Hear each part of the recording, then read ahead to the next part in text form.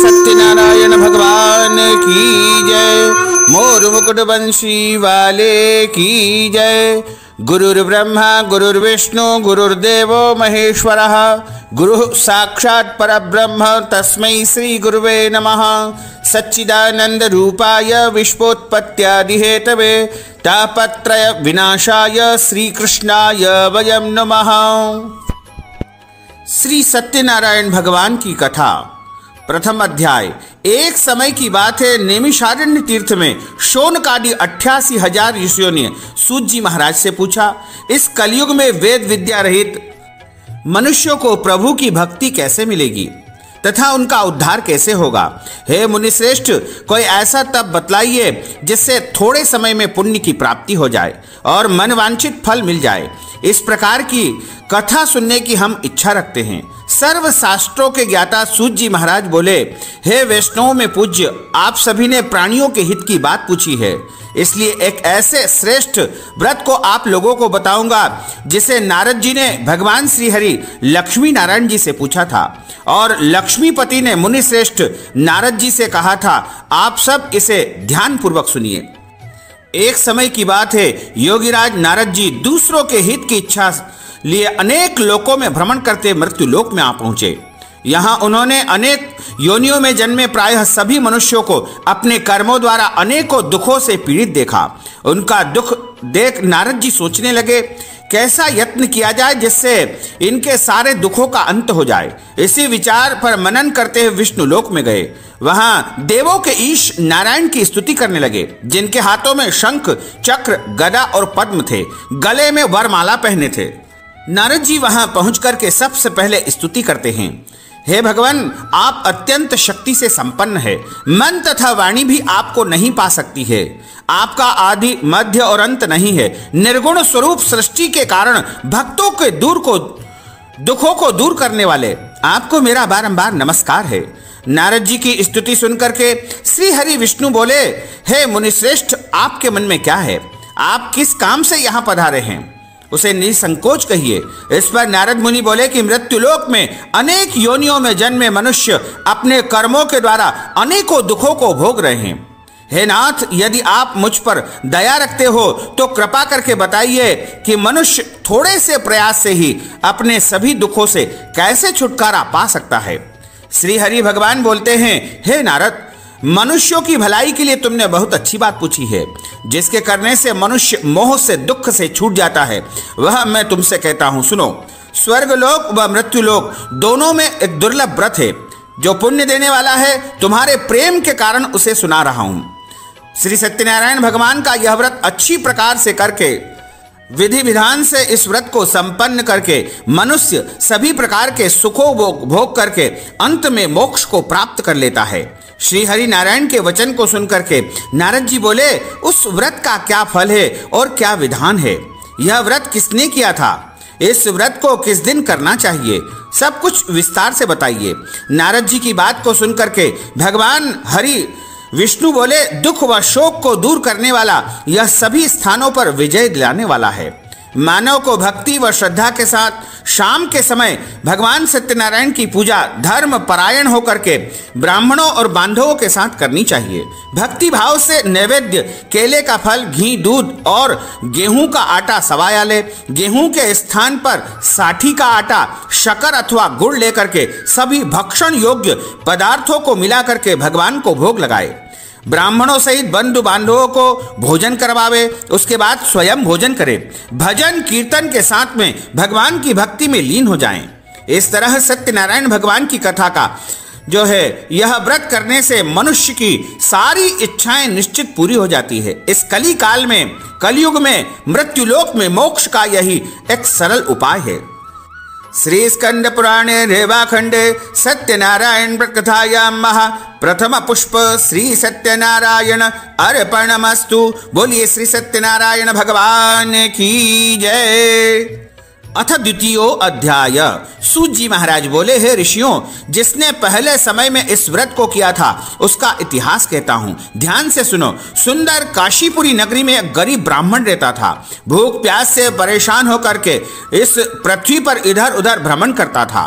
ब्राह्मणों से प्रेम करने वाले भगवान ने एक दिन ब्राह्मण का वेश धारण करके उस निर्धन के पास जाकर के पूछा, हे विप्र, नित्य दुखी होकर के तुम पृथ्वी पर क्यों घूमते रहते हो? हे दीन, आखिर तुम्हें किस प्रकार का दुख है? वह दीन ब्राह्मण बोला कि मैं निर्धन ब्राह्मण हूं और भिक्षा वृत्ति के लिए नगर में पृथ्वी पर भ्रमण करता हूं। हे भगवान, यदि आप इसका कोई उपाय जानते हो तो कृपा करके मुझे बताइए। वृद्ध ब्राह्मण कहते हैं कि सत्यनारायण भगवान का जो मनोवांछित फल देने वाला पूजन है उसको तुम करो। उसको करने से सारे दुखों से तुम मुक्त हो जाओगे। वृद्ध ब्राह्मण बनकर के आए सत्यनारायण भगवान उस निर्धन ब्राह्मण को व्रत का सारा विधान बता करके वहीं पर अंतर्ध्यान हो गए। ब्राह्मण मन ही मन सोचने लगा कि जिस व्रत को वृद्ध ब्राह्मण कह करके मुझसे गए हैं उसे मैं अवश्य ही करूंगा।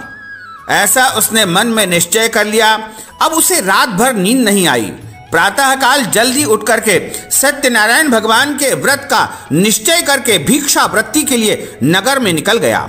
उस दिन उस ब्राह्मण को भिक्षा वृत्ति में बहुत सारा धन मिला, जिससे उसने बंधु बांधवों के साथ विधि विधान से सत्यनारायण भगवान का व्रत पूजन संपन्न किया। भगवान श्री सत्यनारायण का व्रत संपन्न करने के बाद वह गरीब ब्राह्मण सभी दुखों से छूट गया और अनेक प्रकार की संपत्तियों से युक्त हो गया। उसी समय यह ब्राह्मण हरेक माह सत्यनारायण भगवान का पूजन अर्चन करने लगा था। इस तरह सत्यनारायण भगवान के व्रत को जो मनुष्य करेगा वह सभी प्रकार के पापों से छूट करके अंत समय में मोक्ष को प्राप्त हो जाएगा। जो मनुष्य इस व्रत को करता है वह सभी दुखों से मुक्त हो जाता है। सूत जी महाराज बोले, इस तरह नारद जी से नारायण जी का कहा हुआ सत्यनारायण भगवान का व्रत मैंने तुमसे कहा है। हे विप्रो, अब और क्या कहूं? ऋषि बोले, हे मुनिवर, संसार में उस विप्र से सुन करके किस किस ने इस व्रत को किया, हम सब इस बात को सुनना चाहते हैं। इसके लिए हमारे मन में श्रद्धा का भाव है। हे मुनियों, जिस ने इस व्रत को किया वह सुनो। सूत जी महाराज कहते हैं कि एक समय वही विप्र धन और ऐश्वर्य के अनुसार अपने बंधु बांधवों के साथ इस व्रत को करने के लिए तैयार हुआ। उसी समय एक लकड़ी बेचने वाला लकड़हारा वृद्ध वहां पर आया। लकड़ियों का बोझा बाहर रख करके ब्राह्मण के घर में जल पीने की इच्छा से गया और उनको नमस्कार करके जल पिया और उसके बाद प्रसाद उसने प्राप्त किया और पूछा कि आप यह क्या पूजन कर रहे हैं और इसके करने से क्या फल मिलता है, कृपा करके मुझे भी आप अवगत कराइए। उन ब्राह्मण ने कहा कि सब मनोकामनाओं को पूर्ण करने वाला यह भगवान श्री सत्यनारायण का व्रत एवं पूजन में कर रहा हूं और इनकी कृपा से ही मेरे घर में धन धान्य की वृद्धि हुई है। उन ब्राह्मण से सारा व्रत का विधि विधान जान करके लकड़हारा बहुत प्रसन्न हुआ और चरणामृत प्रसाद लेकर के वह अपने घर को गया। लकड़हारे ने मन ही मन निश्चय कर लिया कि आज गांव में लकड़ी बेचने से जो भी धन मिलेगा उसी से मैं सत्यनारायण भगवान का पूजन तथा उत्तम व्रत करूंगा। मन में इस विचार को लेकर के वह वृद्ध लकड़हारा सिर पर लकड़ियों का बोझ रख करके नगर में लकड़ी बेचने निकल गया। जहां धनी लोग रहते ऐसे सुंदर नगर में गया। उस दिन उसे लकड़ियों का 2 गुना चौगुना दाम यानी मूल्य प्राप्त हो गया। वह बूढ़ा लकड़हारा बड़ा प्रसन्न हुआ और उसने बाजार जाकर के केले, शक्कर, घी, दूध, दही और गेहूं का आटा लेकर के सत्यनारायण भगवान के व्रत की अन्य सभी सामग्रियां लेकर के अपने घर आया। वहां उसने अपने बंधु बांधवों को बुला करके विधि विधान से सत्यनारायण भगवान का पूजन और व्रत किया और इस व्रत के प्रभाव से वह वृद्ध लकड़हारा धन, पुत्र आदि से युक्त होकर के संसार के समस्त सुखों को भोग करके अंत समय में वैकुंठ लोक को चला गया। श्री स्कंद पुराणे रेवाखंडे सत्यनारायण व्रत कथायामः द्वितीय पुष्प श्री सत्यनारायण अर्पणमस्तु। बोलिए सत्यनारायण भगवान की जय। अथ तृतीयो अध्याय। सूत जी महाराज कहते हैं, हे श्रेष्ठ मुनियों, अब आगे की कथा कहता हूं। पहले समय में उल्कामुख नाम का बड़ा बुद्धिमान राजा था। सत्यवक्ता और जितेंद्री था। प्रतिदिन मंदिर जाकर के गरीब कुबों को और ब्राह्मणों को दान दक्षिणा दिया करता था तथा गरीबों को धन देकर के उन्हें कष्ट दूर किया करता था। उनकी पत्नी का नाम जो है कमल के समान मुख वाली थी और बड़ी ही सती साध्वी थी। भद्रशिला नदी के किनारे पर एक दिन सत्यनारायण भगवान का वह पूजन कर रहे थे। उसी समय साधु नामक एक वैश्य भी वहां पर आया। एक बनिया वहां आया। उसके पास व्यापार करने के लिए बहुत सा धन भी था। राजा को व्रत करते देख करके वह विनती करके पूछने लगा कि हे राजन, भक्ति भाव से पूर्ण होकर के आप यह क्या कर रहे हैं? मेरी सुनने की इच्छा है, आप कृपा करके मुझे बताइए। राजा बोले, हे साधु, अपने बंधु बांधवों के साथ पुत्र प्राप्ति के लिए, संतान प्राप्ति के लिए महाशक्तिवान श्री सत्यनारायण भगवान का व्रत तथा पूजन कर रहा हूं। राजा के वचन को सुन करके साधु बड़े आदर से बोला, हे राजन, मुझे इस व्रत का सारा विधान कहिए। आपके कहे अनुसार मैं भी इस व्रत को करूंगा, क्योंकि मेरे यहाँ कोई संतान नहीं है और इस व्रत को करने से निश्चित रूप से मुझे संतान की प्राप्ति होगी। व्रत का सारा विधि विधान सुन करके व्यापार से निवृत्त होकर के वह साधु नामक बनिया अपने घर पहुंचा और साधु वैश्य ने अपनी पत्नी को संतान देने वाले इस व्रत का वर्णन कह करके सुनाया और कहा कि जब हमारे यहाँ संतान की प्राप्ति हो जाएगी तब हम भी सत्यनारायण भगवान का व्रत तथा पूजन करेंगे। साधु ने इस तरह के वचन अपनी पत्नी लीलावती को कहे। एक दिन लीलावती पति के साथ आनंदित होकर के सांसारिक धर्म में प्रवृत्त होकर के सत्यनारायण भगवान की कृपा से गर्भवती हो गई और ठीक 10वें महीने में उसके गर्भ से एक सुंदर कन्या ने जन्म लिया। दिनों दिन वह ऐसे बढ़ने लगी जैसे कि शुक्ल पक्ष का चंद्रमा बढ़ता है। माता पिता ने अपनी कन्या का नाम कलावती रखा। एक दिन लीलावती ने मीठे शब्दों में अपने पति को याद दिलाया कि आपने सत्यनारायण भगवान के जिस व्रत को करने का संकल्प किया था उसका समय आ गया है, आप इस व्रत को करिए। साधु बोला, हे प्रिय, इस व्रत को मैं इस कन्या के विवाह के समय करूंगा। इस प्रकार अपनी पत्नी को आश्वासन देकर के वह तो नगर में चला गया। कलावती पिता के घर में वृद्धि को प्राप्त हो रही थी, यानी बड़ी हो रही थी। साधु ने एक बार नगर में अपनी कन्या को सखियों के साथ देखा तो तुरंत ही दूत को बुलाया और कहा कि मेरी कन्या के योग्य वर देख करके आओ। साधु की बात सुनकर के दूत कांचनपुर नामक नगर यानी कलकत्ता पहुंचे और वहां देखभाल करके लड़की के लिए सुयोग्य वर की तलाश करके अपने साथ लेकर आए। साधु ने देखा कि बड़ा सुयोग्य लड़का है। उसे देख करके बंधु बांधवों को बुला करके विधि विधान से उसने अपनी पुत्री का विवाह कर दिया। लेकिन दुर्भाग्य की बात है कि साधु ने अभी भी श्री सत्यनारायण भगवान का व्रत नहीं किया। इस पर श्री भगवान क्रोधित हो गए और शाप दिया कि साधु को अत्यधिक दुख मिले। अपने कार्य में कुशल साधु नामक बनिया जमायु को लेकर के समुद्र के पास स्थित होकर के रत्न सागरपुर नगर में गया। वर्तमान में मुंबई जिसे कहा जाता है, वहां जाकर के दामाद ससुर दोनों मिलकर के चंद्रकेतु राजा के नगर में व्यापार करने लगे। एक दिन भगवान श्री सत्यनारायण की माया से एक चोर राजा का धन चुरा करके भाग रहा था। उसने राजा के सिपाहियों को अपने पीछे करते हुए देखा और चुराया हुआ धन वहीं पर रख दिया जहां दोनों ससुर जमाई ठहरे हुए थे। राजा के सिपाहियों ने साधु वैश्य के पास राजा का धन पड़ा हुआ देखा तो वह ससुर जमाई दोनों को बांध करके प्रसन्नता से राजा के पास ले गए और कहा कि हम दोनों चोरों को पकड़ लाए हैं, आप आगे की कार्रवाई की आज्ञा दें। राजा की आज्ञा से उन दोनों को कठिन कारावास में डाल दिया गया। उनका सारा धन उनसे छीन लिया गया। श्री सत्यनारायण भगवान के श्राप से साधु की जो पत्नी थी वह भी बहुत दुखी हो गई, क्योंकि घर में जो भी धन था उसे चोर चुरा ले गए। शरीर में पीड़ा, मन में चिंता, भूख प्यास, अति दुख होकर के अन्न की चिंता में कलावती कन्या इधर उधर घूमते घूमते एक ब्राह्मण के घर गई। वहां उसने श्री सत्यनारायण भगवान का व्रत होते हुए देखा, फिर कथा भी सुनी। प्रसाद ग्रहण करके रात को जब घर वापस आई तो माता ने कलावती से पूछा कि हे पुत्री, अब तुम कहाँ गई थी और तेरे मन में क्या बसा हुआ है?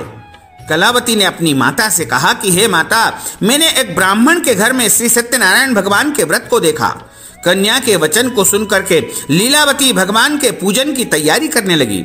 लीलावती ने परिवार व बंधुओं सहित श्री सत्यनारायण भगवान का पूजन किया और उनसे वर मांगा कि मेरे पति तथा मेरे जमाई राजा शीघ्र ही घर को आ जाए। साथ ही यह भी प्रार्थना की कि हम सबके द्वारा यदि कोई अपराध हो गया हो, कोई भूल हो गई हो तो प्रभु आप क्षमा कर दीजिए। श्री सत्यनारायण भगवान इस प्रकार इस व्रत से संतुष्ट हो गए और राजा चंद्रकेतु को स्वप्न में दर्शन दिया और कहा कि हे राजन, तुम उन दोनों वेश्यों को छोड़ दो और तुमने जो उनका धन लिया है उसे भी वापस लौटा दो। अगर ऐसा नहीं किया तो मैं तुम्हारा धन, राज्य व संतान सभी को नष्ट कर दूंगा। राजा को यह सब कह करके अंतर्ध्यान हो गए। प्रातःकाल सभा में राजा ने अपना स्वप्न सभी को सुनाया, फिर बोले कि वणिक पुत्रों को कैद से मुक्त करके सभा में लाओ। दोनों ने आते ही राजा को प्रणाम किया। राजा मीठी वाणी में बोला, हे महानुभावों, भाग्यवश ऐसा कठिन दुख तुम्हें प्राप्त हुआ था, लेकिन अब तुम्हें कोई भय नहीं है। ऐसा कहकर राजा ने उन दोनों को नए वस्त्र आभूषण पहनाए और जितना धन उनका लिया था उसे दोगुना करके उन्हें ससम्मान वहां से विदा कर दिया गया। वो दोनों राजा को नमस्कार करके अपने घर की तरफ प्रस्थान करते हैं। श्री स्कंद पुराणे रेवाखंडे सत्यनारायण व्रत कथायां तृतीय पुष्प श्री जय सत्यनारायण अर्पणमस्तु। अथ चतुर्थो अध्याय। सूत जी महाराज बोले, वैश्य ने मंगलाचार करके अपनी यात्रा आरंभ की और अपने नगर की ओर चल दिए। उनके थोड़ी दूर जाने पर एक दंडी वेशधारी श्री सत्यनारायण भगवान ने का रूप धारण किया था, वह आकर के उनके सामने खड़े हो गए और दंडी स्वामी के रूप में पूछते हैं कि साधो, तुम्हारी नाव में क्या भरा हुआ है? अहंकार वश हंसता हुआ वह अभिमानी बोला कि हे स्वामी, आप क्यों पूछते हो? क्यों कुछ धन लेने की इच्छा है क्या? लेकिन मेरी नाव में तो बेल के पत्ते ही पत्ते भरे हुए हैं। वैश्य के कठोर वचन को सुनकर के भगवान बोले कि तुम्हारा वचन सत्य हो। दंडी स्वामी ऐसे वचन कह करके वहां से दूर चले गए। कुछ दूर जाकर के समुद्र के किनारे बैठ गए। दंडी स्वामी के जाने पर साधु वैश्य ने नित्य क्रिया के पश्चात नाव को ऊंची उठते हुए देखा और हल्की होकर के नाव को जब देखा तो खोल करके उसमें देखा तो धन के स्थान पर बेल के पत्ते ही पत्ते भरे हुए हैं। धन के स्थान पर पत्ते देख करके साधु नाम का बनिया मूर्छित होकर के पृथ्वी पर गिर पड़ा। मूर्छा खुलते ही वह अत्यंत शोक में डूब गया। तभी उसका दामाद बोला, पिताजी आप शोक क्यों मना रहे हैं? यह दंडी स्वामी ने हमें श्राप दिया है, उनकी शरण में हमें चलना चाहिए, तभी हमारी मनोकामना पूरी होगी। दामाद की बात को सुन करके दंडी स्वामी के पास पहुंचे और अत्यंत भक्तिभाव से उनको प्रणाम किया, नमस्कार किया। बोले, मैंने आपके सामने जो असत्य वचन कहे हैं उनके लिए मैं आपसे क्षमा प्रार्थना करता हूं। मैं बारंबार क्षमा प्रार्थना करता हूं, आप कृपा करके मुझे क्षमा कर दीजिए। ऐसा कह करके महान शोकातुर होकर के वह साधु नामक बनिया उन दंडी स्वामी के सामने जोर जोर से रोने लगा। तब दंडी स्वामी बोले, हे वणिक पुत्र, मेरी ही आज्ञा से तुमको बारंबार दुख प्राप्त हुआ है। मैं कोई और नहीं, स्वयं सत्यनारायण हूं। तुम मेरी पूजा से बहिर्मुख हो गए हो। साधु बोला, हे भगवान, आपकी माया से ब्रह्म आदि देवता भी आपके रूप को नहीं जानते हैं। मैं अज्ञानी कैसे जान सकता हूं? आप प्रसन्न होइए, मैं अपने सामर्थ्य के अनुसार आपकी पूजा अवश्य करूंगा। मेरी रक्षा कीजिए और पहले के समान नाव में धन को भर दीजिए। साधु वेश्य के भक्ति पूर्वक वचन को सुनकर के भगवान उसी समय प्रसन्न हो गए और उसकी इच्छा के अनुसार वरदान देकर के अंतर्ध्यान हो गए। अब दोनों ससुर जमाई नाव पर सवार हुए और नाव धन से भरी हुई थी। फिर वही अपने अन्य साथियों के साथ सत्यनारायण भगवान का पूजन करके अपने नगर को चल दिए। जब उनका नगर समीप आ गया तो दूत को घर पर खबर करने के लिए भेज दिया गया। दूत साधु की पत्नी को प्रणाम करके कहता है कि सेठ जी अपने दामाद के सहित बहुत सारा धन लेकर के नगर के निकट आ चुके हैं। दूत की बातों को सुनकर के साधु की पत्नी लीलावती ने बड़े हर्ष के साथ सत्यनारायण भगवान का पूजन करके अपनी पुत्री कलावती से कहा कि मैं अपने पति के दर्शन करने जा रही हूँ, तुम भी पूजन कार्य पूर्ण करके शीघ्र चली आना। माता के ऐसे वचन को सुन करके कलावती जल्दी में पूजन तो पूर्ण कर लिया, लेकिन भगवान का प्रसाद छोड़ करके अपने पतिदेव के दर्शन करने के लिए चली आई और प्रसाद की अवज्ञा के कारण श्री सत्यनारायण भगवान उस से रुष्ट हो गए और नाव सहित उसके पति को पानी में डुबो दिया गया। कलावती अपने पति को वहां न देख करके रोती हुई पृथ्वी पर गिर पड़ी। नौका को डूबा हुआ देख करके, कन्या को रोता हुआ देख करके साधु दुखी होकर के बोला कि हे प्रभु, मुझसे या मेरे परिवार से जो कोई भूल हुई उसे आप क्षमा कर दीजिए। साधु के दीन वचन को सुन करके भगवान सत्यनारायण प्रसन्न हुए और आकाश से आकाशवाणी होती है, हे साधु, तेरी कन्या मेरा प्रसाद छोड़ करके चली आई है, इसलिए इसका पति अदृश्य हो गया है। यदि घर जाकर के पुनः प्रसाद ग्रहण करेगी तो निश्चय ही इसे पति की प्राप्ति हो जाएगी। ऐसी आकाशवाणी को सुनकर के कलावती कन्या तत्काल घर पहुंचती है और प्रसाद प्राप्त करती है, प्रसाद ग्रहण करती है और फिर आकर अपने पतिदेव का दर्शन करती है। उसके बाद साधु अपने बंधु बांधवों सहित श्री सत्यनारायण भगवान का विधि विधान से पूजन करता है और इस लोक में सुख भोग करके और प्रत्येक पूर्णिमा और संक्रांति को अपने घर जाकर के विधिवत जो है वह भगवान का पूजन करता है और अंत समय में वह वैकुंठ लोक को प्राप्त कर लेता है। श्री सत्यनारायण व्रत कथायाम श्री स्कंद पुराणे रेवाखंडे सत्यनारायण व्रत कथायाम चतुर्थ पुष्प श्री सत्यनारायण अर्पणमस्तु। बोलिए श्री सत्यनारायण भगवान की जय। अथ पंचमो अध्याय। सूत जी महाराज बोले, हे ऋषियों, मैं और भी एक कथा सुनाता हूँ, उसे ध्यान पूर्वक सुनो। प्रजा पालन में तत्पर एक तुंगध्वज नाम का राजा था। उसने भी भगवान का प्रसाद त्याग करके बहुत दुख पाया था। एक बार वन में जाकर के वन्य पशुओं को मार करके वह एक वट वृक्ष के नीचे जाकर के बैठ गया। वहां उसने ग्वाल बालों को भक्ति भाव से अपने बंधुओं के सहित सत्यनारायण भगवान का पूजन करते हुए देखा। अहंकारवश राजा उन ग्वाल बालों के पास नहीं गया और न ही भगवान को उसने प्रणाम किया। बाद में जब ग्वाल बालों ने देखा कि राजा तो विश्राम कर रहे हैं, तो राजा के पास भगवान का प्रसाद ला करके रख दिया। राजा की जब निद्रा टूटी तो उसने प्रसाद का अनादर कर दिया और अपने घर चला गया। इससे राजा का सब कुछ तहस नहस और नष्ट हो गया। उसके 100 पुत्र, धन धान्य सब कुछ उसका नष्ट हो गया। तब वह समझ गया कि भगवान की पूजा का मैंने अपमान किया है, उनके प्रसाद का मैंने अनादर किया है, इस कारण यह सब गति हुई है।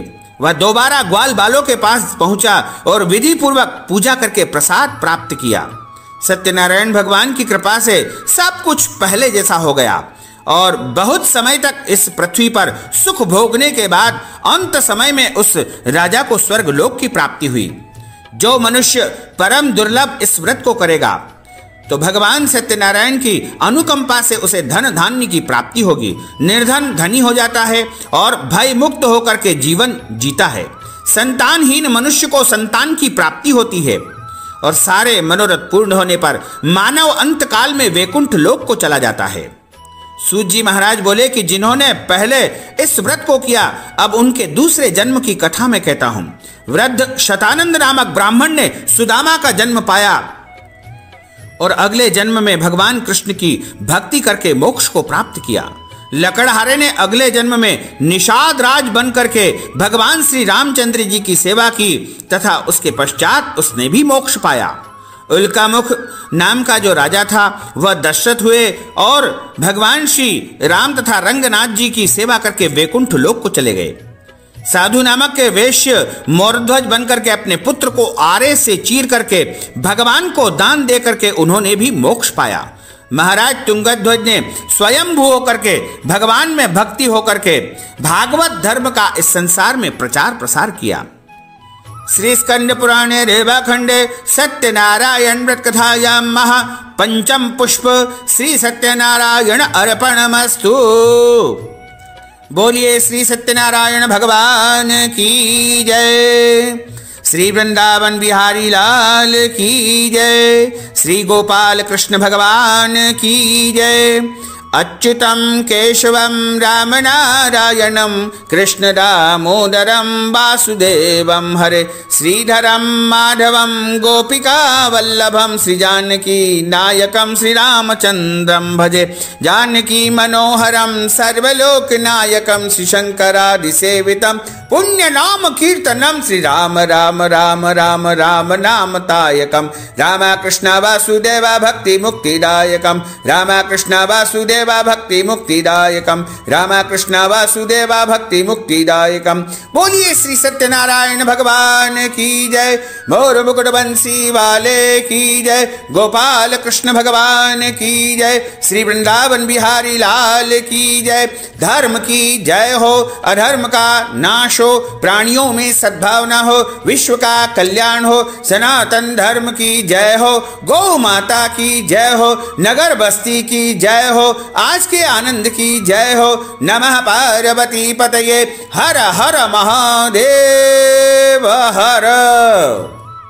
ओम जय लक्ष्मी रमणा स्वामी, जय लक्ष्मी रमणा, सत्यनारायण स्वामी, सत्यनारायण स्वामी, जनपातक हरणा। ओम जय लक्ष्मी रमणा, रत्न जडित सिंहासन अद्भुत छबिराजे, स्वामी अद्भुत छबिराजे। नारद करत निरंजन, नारद करत निरंजन, घंटा ध्वनि बाजे। ओम जय लक्ष्मी रमणा, प्रगट भये कलि कारण, द्विज को दर्श दियो, स्वामी द्विज को दर्श दियो।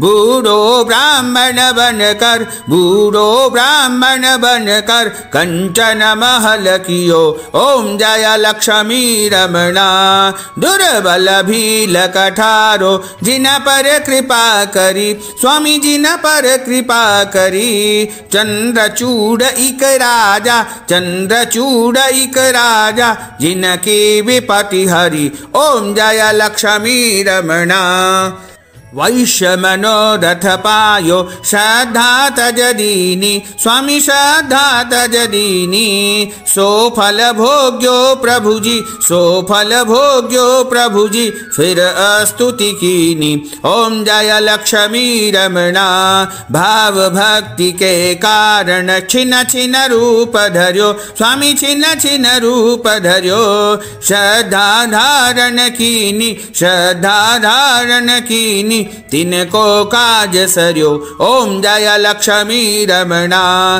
ग्वाल बाल संग राजा, वन में भक्ति करी, स्वामी वन में भक्ति करी। मन वांछित फल दीनो, मन वांछित फल दीनो, दीन दयालु हरि। ओम जय लक्ष्मी रमणा, चढ़त प्रसाद सवायो, कदली फल मेवा, स्वामी कदली फल मेवा। धूप दीप तुलसी से, धूप दीप तुलसी से, राजी सतदेवा। ओम जय लक्ष्मी रमणा, सत्यनारायण स्वामी की आरती जो कोई नर गावे, स्वामी जो कोई नर गावे।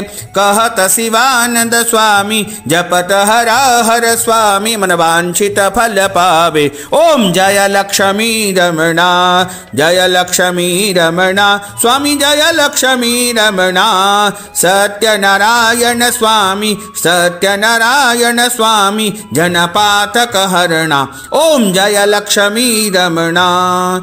बोलिए श्री सत्यनारायण भगवान की जय, श्री वृंदावन बिहारी लाल की जय, गोपाल कृष्ण भगवान की जय। नमः पार्वती पते, हर हर महादेव हर।